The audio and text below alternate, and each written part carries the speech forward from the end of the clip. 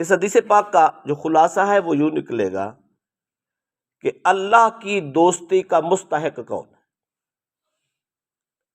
حضرت عمرو بن جموح رضی اللہ تعالیٰ عنہ کے راوی ہے، رسول اکرم صلی اللہ علیہ وسلم نے فرمایا لا تجد العبد صریح الایمان، کوئی شخص خالص ایمان اس وقت تک نہیں پا سکتا حتی یحب للہ تعالی ویبغض للہ تعالی، جب تک اللہ کی رضا کے لیے محبت نہ کرتا ہو، رب کی رضا کے لیے کسی سے بغض نہ رکھتا ہو۔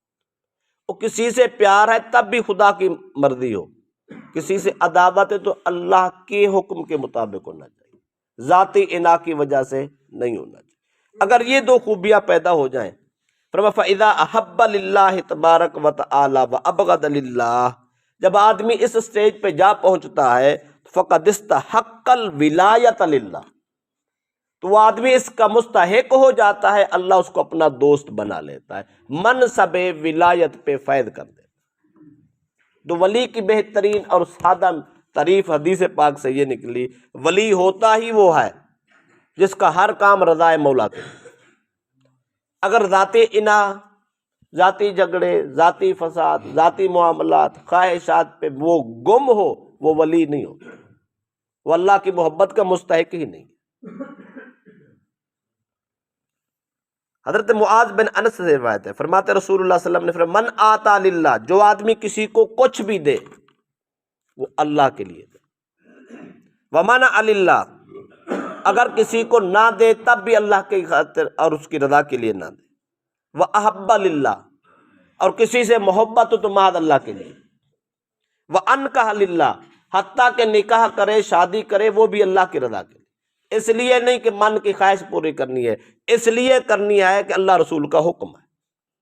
اللہ رسول نے ایک سلسلہ رکھا ہے، شادی کرو گے، نکاح کرو گے، گناہوں سے بچ جاؤ گے، تو میں گناہوں سے بچنے کے لیے رب رسول کے حکم کے مطابق شادی کرنا چاہتا ہوں، اس نیت سے شادی بھی اسی نیت سے کرے تو اللہ کے نبی فرماتے فقد استکمل ایمانہ، یوں سمجھ لو اس آدمی نے اپنا ایمان کامل کر لیا۔ روزانہ ہم لین دین کرتے ہیں رشتہ داروں سے، بہن بھائیوں سے، دوست احباب سے، اس لیے نہیں کرنا یار مجبوری ہے، وہ رشتہ دار ہے، نہ دیا تو کیا ہوگا، اس لیے نہیں دینا، اس لیے دینا ہے وہ ضرورت مند ہے، میرے رب رسول کا حکم ہے ضرورت مند کی ضرورت پوری کیا کرو، یہ رضا خدا۔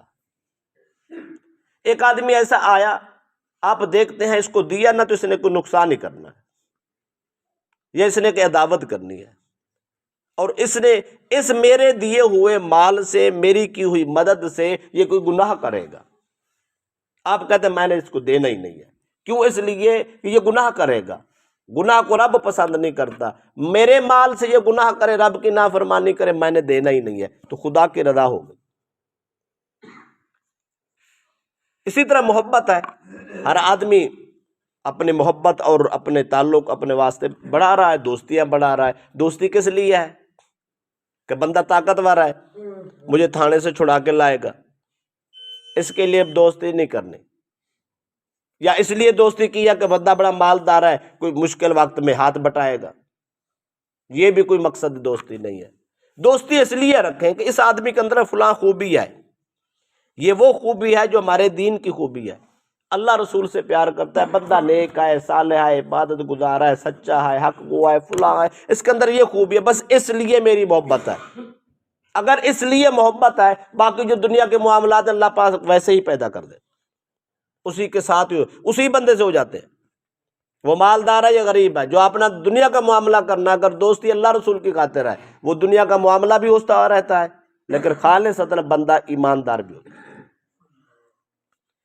تیسری حدیث ہے حضرت براء بن عازب رضی اللہ تعالی عنہ سے، آپ فرماتے ہیں کہ ہم نبی اکرم صلی اللہ علیہ وسلم کے پاس بیٹھے تھے، سرکار نے پوچھا، فرمایا ایو الاسلام اوثق، اے میرے صحابہ بتاؤ ایمان کے شعبوں میں سے سب سے مضبوط ترین شعبہ کون سا ہے؟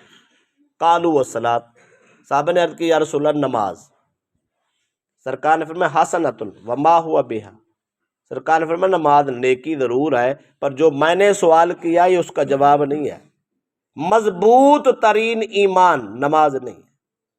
صحابہ نے عرض کی یا رسول اللہ صلی اللہ علیہ وسلم صیام و رمضان، رمضان المبارک کے روزے، سرکار نے فرمایا حسن وما هو به، نیکی یہ بھی ضرور ہے، عبادت ہے، خدا کا حکم ہے، لیکن جو میں نے سوال کیا یہ اس کا جواب نہیں ہے۔ میں نے پوچھا ہے سب سے مضبوط ترین ایمان کیا ہے؟ قالو الجہاد، صحابہ نے کہا یا رسول اللہ جہاد۔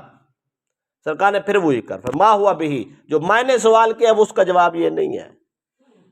نماز عبادت ضرور ہے، روزے عبادت ضرور ہے، جہاد فی سبیل اللہ عبادت ضرور ہے، نیکی ہے، اس میں کوئی شک نہیں ہے، کوئی دوسری رائے نہیں ہے، یہ سب کچھ حق ہے۔ لیکن جو میں نے پوچھا سب سے مضبوط ترین ایمان کا جو شعبہ ہے وہ کون سا ہے؟ صحابہ خاموش ہو گئے۔ سرکار نے فرمایا آؤ میں بتاتا ہوں، ان اوثق ارل ایمان ان تحب فی اللہ وتبغض فی اللہ۔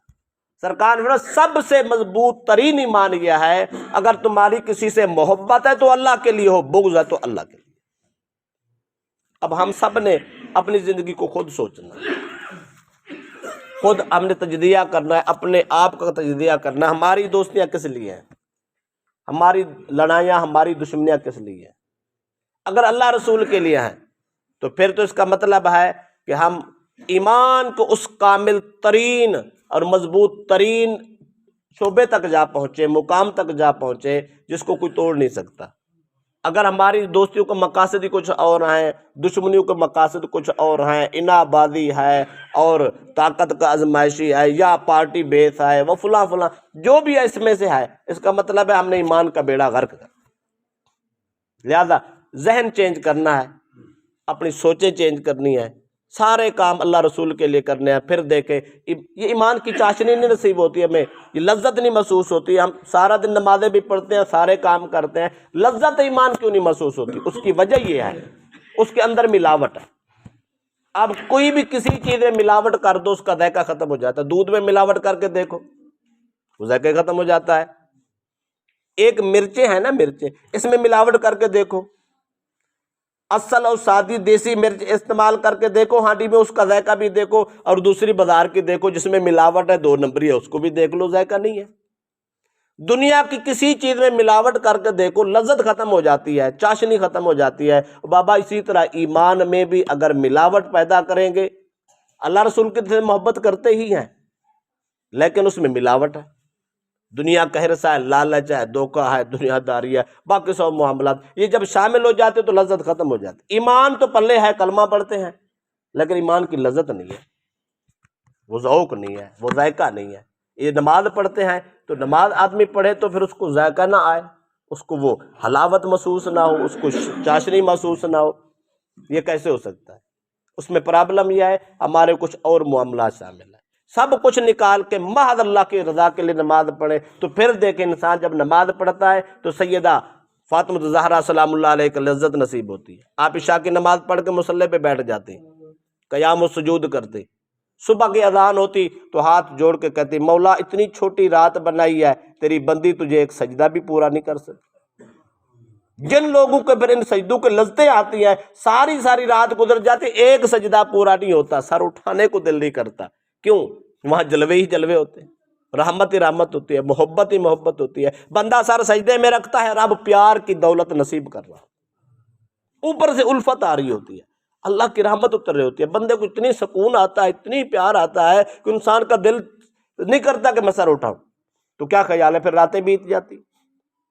اس لیے جن دلوں میں خلوص ہے، جن دلوں میں پیار ہے، ان لوگوں کا بیڑا یہاں بھی پار ہے، وہ آگے بھی پیار ہے، اور ان کا ایمان کامل ہے، ان کو ہر کام میں لذت محسوس ہوتی ہے، ہر کام میں لذت محسوس ہوتی ہے، ایک آواز ہے اسی پہ لذت محسوس ہوتی ہے۔ آخری جملہ کہہ دیتے قبلہ عالم خواجہ نور محمد مہاروی رحمۃ اللہ تعالیٰ، آپ جا رہے تھے بازار میں تو ایک ریڑھی باندھ کھڑا تھا، اس نے سنگ تارے لائے ہوئے تھے اور اس نے آواز دی سنگ ترے سنگ ترے سنگ ترے، آپ کو وجد ہو گیا۔ سنگ کہتے ہیں پتھر کو، ترے منا تر گئے، آپ کو وجد آ گیا۔ انہوں نے کہا کہ پتھر تر گئے، بندہ نہ تر سکا، وہ پتھر مقام پا گئے، بندہ نہ پا سکا، وجد ہو گئی، آپ کو مست ہو گئے، اے مولا تو نے پتھروں کو ترا دیا ہے تو بندے کو بھی ترا دے۔